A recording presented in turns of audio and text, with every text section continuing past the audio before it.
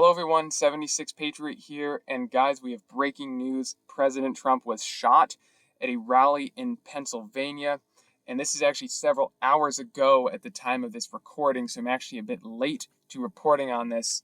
But regardless, it appears he is going to be all right. He posted on social media following this disaster.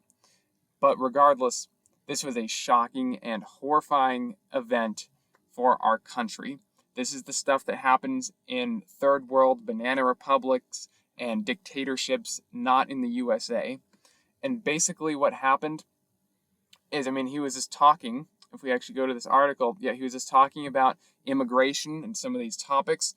And literally, if you watch the footage, he just kind of went down to the stage. He kind of touched his head and went down.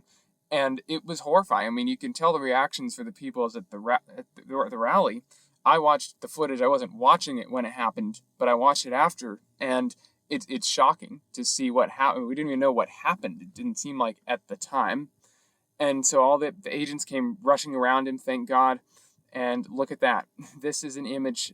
Some of these pictures, now they're part of American history. They'll live on, just like tons of other iconic American pictures.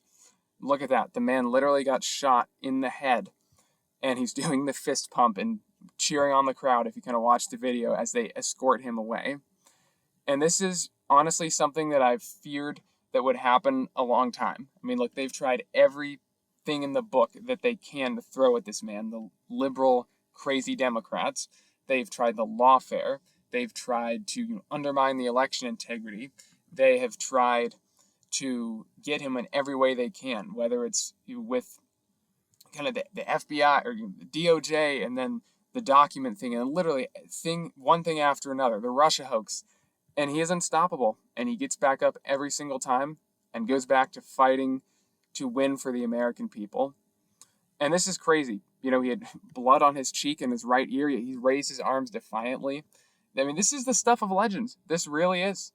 It's crazy, again, that this ever happened in the first place. It's saddening. And it's disgraceful, because actually several people, and two attendees hurt in the alleged shooter dead. Well, the shooter is dead. Actually, this is a bit dated, because one of them died. Certainly one, and I actually read somewhere else, maybe two rally-goers, just everyday citizens, died. And this is, their blood is really on the hands of the liberal left for encouraging people to confront Trump supporters at every turn, and for their divisive, harsh rhetoric on Trump and his followers, and the basket of deplorables. And people died for literally, they did nothing other than go to a Trump rally. So let's be praying for those people and their families as well, and then of course for President Trump and his family. And again, it appears he will be all right. There's some social media post of his that I pulled up, and I'll show you guys in just a moment. But regardless, here, actually, they must have updated. The shooter's dead, and this is two other rally-goers are dead. I'm not sure if it's one or two rally-goers, but still, look at, they're helping him off the stage.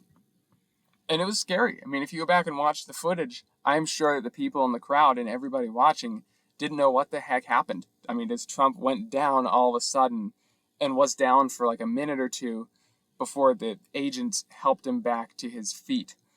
And this really is a defining, before I actually go into that, I've read reports just that have come out shortly after this, that people around, I'm not sure if it's Trump himself or people around him, have asked for stronger measures, more agents, stuff like that, and they have been denied. So this just goes to show you how much contempt the federal government and the current administration has for the average American citizen. And the shooter, I haven't been able to find out much about him. I heard he was Chinese, at least his ethnicity. That's it. I don't know if that's true, but I haven't heard basically anything about who he was. But still, of course, there's people on the left that are coping at this sickening act and saying, oh, it's a false flag, or it's just to gain support.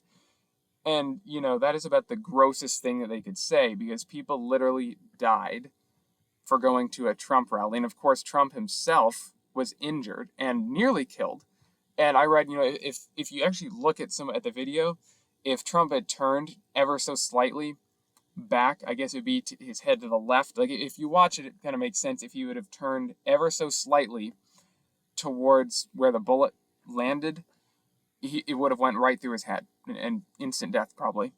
So it literally a miracle, you could say an act of God, that he is still here with us. There's actually a crazy image that has now since been released. I just saw it and I wasn't able to pull it up in time, but it shows the bullet frozen in midair right before it impacted his head. And again, just another kind of miraculous thing you could say. Crazy, just millimeters away. If he, the way he turned, that it missed him, barely missed him. And we don't give two rips about what Brandon said there, but and look at him. Look at him. The man has blood on his face. He just survived an assassination attempt, I believe the first since Ronald Reagan, of a president or a former president, first assassination attempt since like the 80s. And look at him. He got right back up, and even when they were escorting him away, he was still waving to the crowd and fist pumping.